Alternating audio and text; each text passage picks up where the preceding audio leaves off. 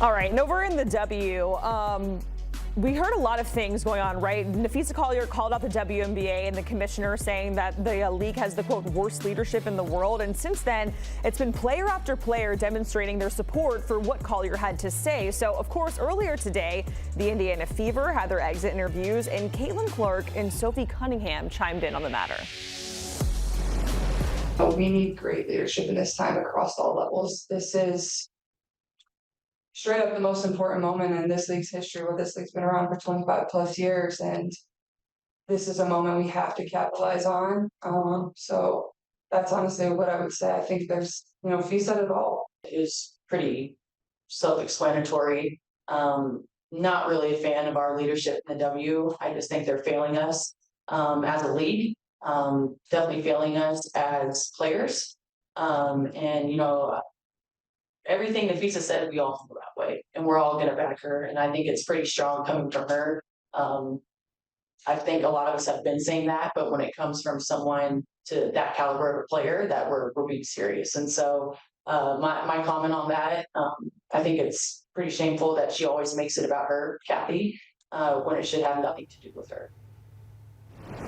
All right, let's welcome on our WNBA analyst, Ayala. Erica, a lot to unpack here. We just heard Sophie Cunningham say, hey, all of us kind of agree with what Napheesa Collier is saying. And we've heard a lot over the last couple of days or so about bad officiating, salaries, the whole thing. And this is all in the middle of the finals that are about to get underway. So is it distracting, in your opinion, Erica, or really damaging to the league that we're talking about this in conjunction with that? Or is it maybe an important conversation that we need to have right now amid of the WNBA finals?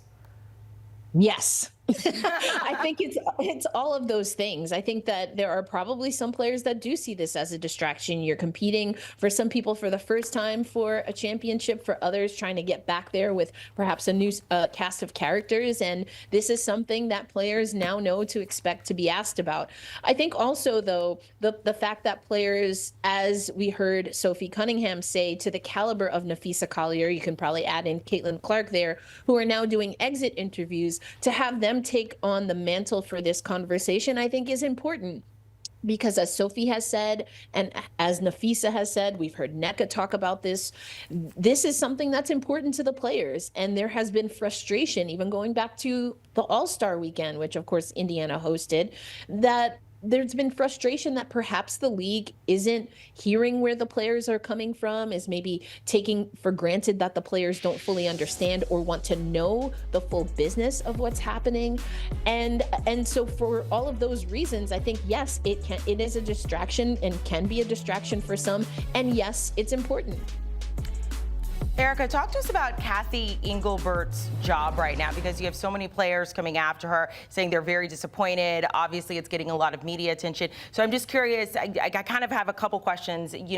Where do you think her job stands right now? And she could always step down. If she weren't to step down, how would she lose her job? How does that work in the W? Well, right now we're hearing from players that they're I think just one step away from saying that they've lost all faith and confidence in Cathy Engelbert. Some are much more pointedly in that direction, while others may be calling for leadership change overall. But the fact of the matter is that the players don't directly hire or fire the commissioner. However, if this becomes, we were talking about a distraction, if this becomes a distraction, if this becomes something that is affecting and impacting business, and a part of that is having the players be able to negotiate a collective bargaining agreement and be ready for what would be the 30th season of the WNBA, if Cathy Engelbert is being made to, or quite literally is, and sometimes that's a matter of perception from ownership, players have said how they feel, then yes, I would imagine that her job would be in peril here. That, though, will have to come from the Board of Governors. That would have to come from NBA leadership, because, as I understand, Cathy Engelbert, when she was named the first ever WNBA commissioner, reports directly to Adam Silver and his team. So there are conversations that I'm sure the league and also the NBA leadership is having, because, again, we're in the WNBA finals. We talked about NBA preseason coming, and this is probably, if not the biggest, one of the biggest stories in basketball in the U.S. right now.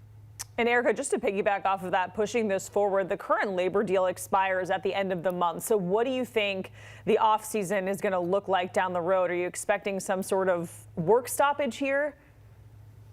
We have heard from the players that when they decided to opt out, they had always prepared for a labor shortage. Players have even financially made different decisions, as I'd been talking to them in the last several months about that, knowing that that's a possibility. But that's what we were hearing early on, that it was just a possibility. It's always something you have to consider when you opt out of a contract. Then we get to All-Star, where again, the conversations did not, according to the players, go the way that they felt there was forward progress and that they were being heard by the league. And then we saw the shirts that they opted to wear for warm-ups, and there has been movements and demonstrations at games and in arenas overall. So to answer that question, there's always been a possibility. The fact, though, that we're getting to a point where the players are now asking for a leadership change, I would imagine that they want those conversations to happen between now and the deadline. There's also the opportunity to extend that deadline, but for my money,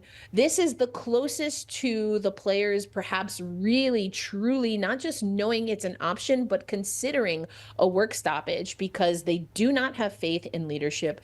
Players are re-emphasizing what Napheesa said, and a big part of that was player safety and the injuries and how officiating has been under scrutiny all season. So I think anything is still on the table is what we'd probably hear from the Players Association, and that's very real. There are different pivots and turns, but it seems very difficult for the league, for Cathy Engelbert, and for the players to not be able to move forward.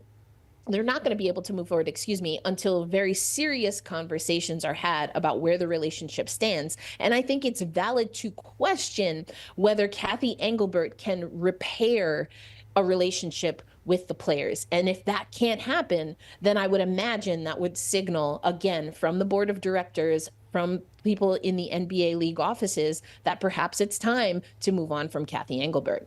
Certainly a lot happening, a lot to unpack there. And Erica, we really appreciate it walking us through everything that's happening in the WNBA on and off the court. We appreciate it, Erica. And of course, we know that the WNBA Finals, Game 1, right around the corner on Friday with the Aces and the Mercury. The Aces won the season series 3-1, and they're looking to get their third WNBA championship in just the past 4 seasons.